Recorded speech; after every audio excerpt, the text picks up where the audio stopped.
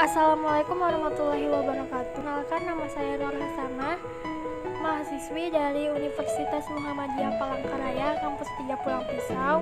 Saya adalah mahasiswi magang di sekolah SMPN Negeri 2 Kahyan Hilir. Saya mengajar mata pelajaran IPA. Nah, hari ini saya akan membuat video pembelajaran saya ya. Silakan ditonton.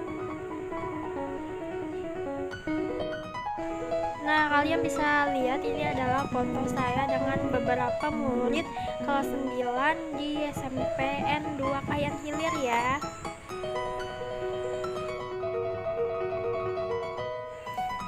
Ya, nah teman-teman, saya akan menjelaskan tentang materi yang saya ajarkan pada kelas 9 tersebut ya, yaitu judulnya tentang sistem reproduksi pada manusia. Kita wajib bersyukur kepada Tuhan Yang Maha Esa karena diberikan kesempatan untuk lahir di dunia dan dapat melihat keindahan berbagai ciptaannya. Pernahkah terpikir olehmu bagaimana ibu dapat mengandung? Apakah ibu dapat mengandung tanpa kehadiran ayah kita? Tentu jawabnya tidak, bukan? Dari pernikahan, ayah dan ibu hasilkan keturunan dan lahirlah kita. Ayah dan ibu dapat mempunyai keturunan karena memiliki sistem reproduksi nih. Tentunya sistem reproduksi manusia itu terdiri dari alat-alat atau organ penyusunnya. Nah, yaitu ada pembelahan sel. Pembelahan sel itu sangat penting bagi keberlangsungan hidup semua makhluk. Pembelahan sel terbagi menjadi dua, yaitu pembelahan mitosis dan pembelahan meiosis. Berikut ini akan saya jelaskan tentang pembelahan mitosis dan pembelahan meiosis. Yang pertama yaitu tentang pembelahan mitosis. Pembelahan mitosis merupakan tipe pembelahan sel yang menghasilkan dua sel anakan yang mempunyai karakter identik secara genetik dengan sel induk. Artinya, kedua sel anakan yang terbentuk mempunyai susunan genetika yang sama dengan induknya, termasuk jumlah kromosom. Kemudian pembelahan meiosis. Pembelahan meiosis adalah pembelahan sel yang menghasilkan 4 sel anakan masing-masing. Sel anakan hanya memiliki separuh dari jumlah kromosom induk. Dapat dikatakan bahwa jumlah kromosom yang dimiliki oleh sel anakan adalah N atau disebut dengan haploid. Oleh karena itu, pembelahan meiosis disebut sebagai pembelahan reduksi. Kalian dapat mempelajari lebih lanjut tentang pembelahan mitosis dan pembelahan meiosis di buku pelajaran kalian ataupun di internet ya teman-teman.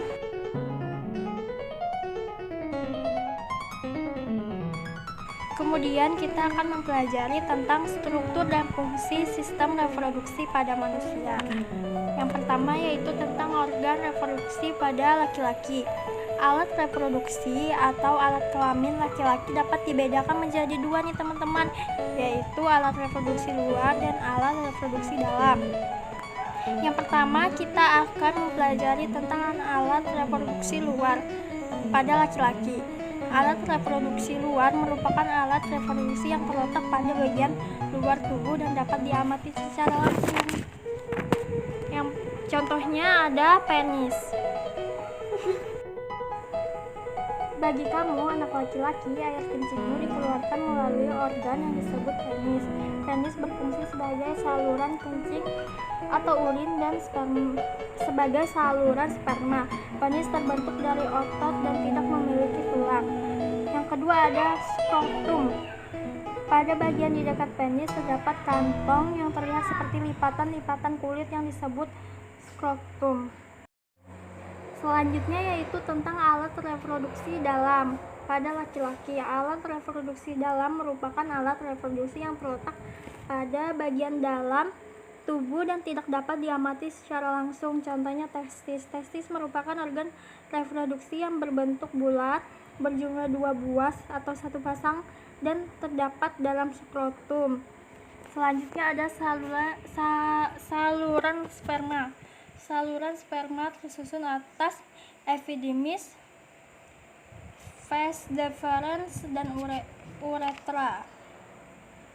Kemudian ada kelenjar reproduksi. Selanjutnya yaitu organ reproduksi pada perempuan. Organ reproduksi pada perempuan juga dibedakan menjadi alat reproduksi luar atau alat reproduksi dalam. Alat reproduksi luar pada perempuan yaitu terletak di luar, yaitu vulva dan labium. Kemudian alat reproduksi dalam terdiri dari ovarium. Ovarium atau indung telur merupakan organ reproduksi perempuan yang terletak di sebelah kiri dan kanan rongga perut bagian bawah. Ovarium berjumlah sepasang dan memiliki bentuk seperti telur dengan ukuran 4 cm x 3 cm x 2 cm. Di dalam ovarium terdapat kumpulan sel yang disebut folikel. Selanjutnya ada saluran reproduksi. Saluran reproduksi pada perempuan terdiri atas saluran telur atau tuba falopi, uterus, dan vagina. Saluran telur atau tuba falopi atau opiduk berjumlah sepasang, yaitu kanan dan kiri, yang memanjang ke arah samping dari uterus. Kemudian yaitu rahim atau uterus. Uterus atau rahim merupakan organ yang memiliki dinding yang tebal, memiliki bentuk seperti buah pir yang terbalik. Selanjutnya vagina. Vagina merupakan saluran yang menghubungkan lingkungan luar dengan rahim. Ada oogenesis dan kemudian siklus menstruasi. Kemudian kita beralih ke penyakit pada sistem reproduksi pada manusia dan upaya pencegahannya.